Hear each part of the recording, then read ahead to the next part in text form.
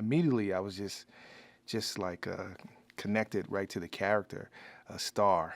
Right in that first chapter, we meet Starr, we meet her childhood friend Khalil, and we go right into the incident that happened that kicks off our story. I was immediately hooked. One, I was hooked in by the voice, how Starr talked, how the author really brought the reader into her world.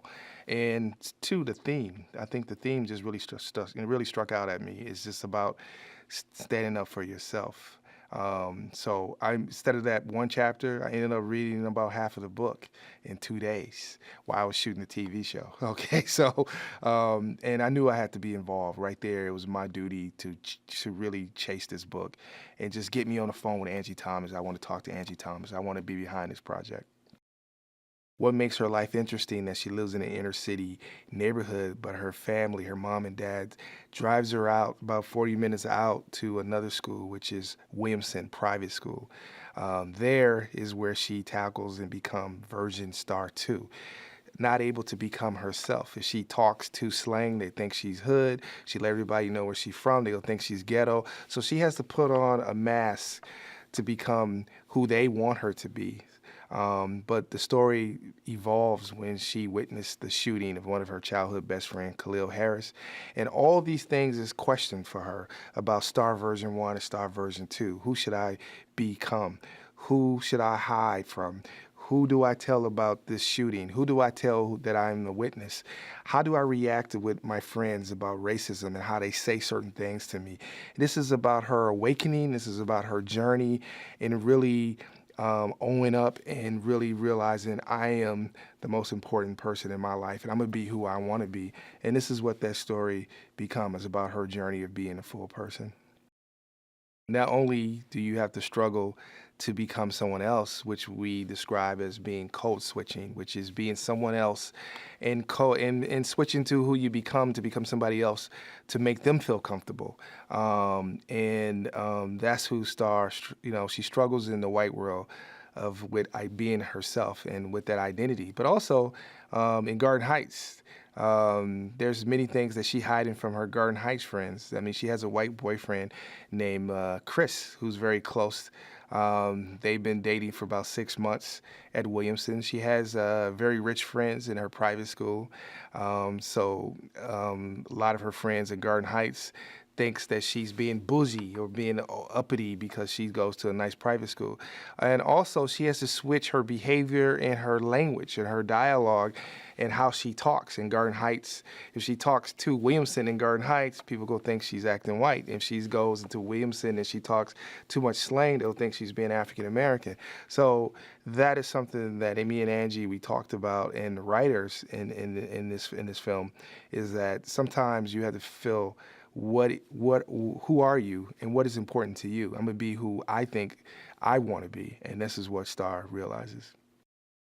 Her relationship with her mom is very close, but they see things a little different throughout the movie. And when it comes to Starr becoming a witness, Lisa feels it's better to keep Starr behind closed doors, concentrate on your school, try to get the best grades. She really believes in moving out of the neighborhood is going to benefit the family because that's what happened to her and her family when her mom took her to a Catholic school very early on. Mav is a little different. He's a very individual who really believes in the Black Panther program. He really believes in Black empowerment. He believes in being in the neighborhood. He and Starr have a very great relationship. King is exactly like Mav. I mean, he's an individual who grew up in Garden Heights. He's from the Heights. At the same time, his dad was a gang member, so he grew up in the gang lifestyle just like Mav did. But unlike Mav was able to disconnect and disassociate himself from the gang. After spending time in prison, Mav realized I'm never going to be and want my son to be in prison like I was when I found out that I'm in the same prison as my dad. King was not able to really make that difference. I started to see that it was a lot of connecting things in her life that was very much connected to the book as well. I mean, she's an individual that grew up in the inner city, went to a private school, Also dealt with code switching, also dealt with issues that Starr has dealt with in the film. And I just felt like she was perfect. She was Starr from the beginning, and our relationship pretty much been a partnership throughout this whole process.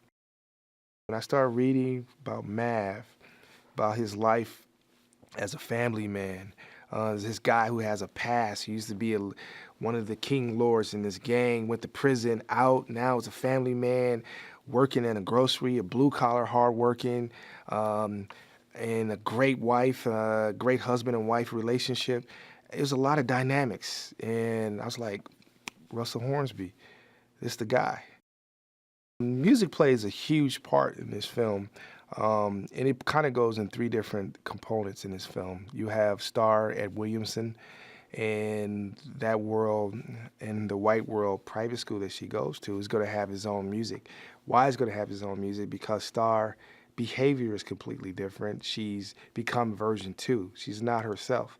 So her style, her behavior, her walk, and the way she do things is going to completely change the music, and it's going to be completely different than what we hear in Garden Heights. In Garden Heights, she hears a different kind of music, and she loves the different styles that's there. But that music is completely different in Williamson. So you have two different styles. At the same time, you have this music of the score that we have that's going to be composed by Dustin O'Halloran, who did a great movie, nominated for an Oscar. And I'm excited for him to be working on the film too. So you have these three areas of music and different styles, and it all really connect to where Starr is, where's her headspace at this particular time. You will be entertained and inspired. You'll walk away, stand up for yourself. You got something to say, believe in it. Don't be version 2, version 3. Just be the version who you are. I think the most important thing that this film that I'm hoping that would do is just start conversations, get people to talk. There's many different subject matters that we deal in the film. Police brutality. We deal with undercover racism. We deal with black on black crime. And at the same time, we deal with just the ideal of standing up for what you believe in.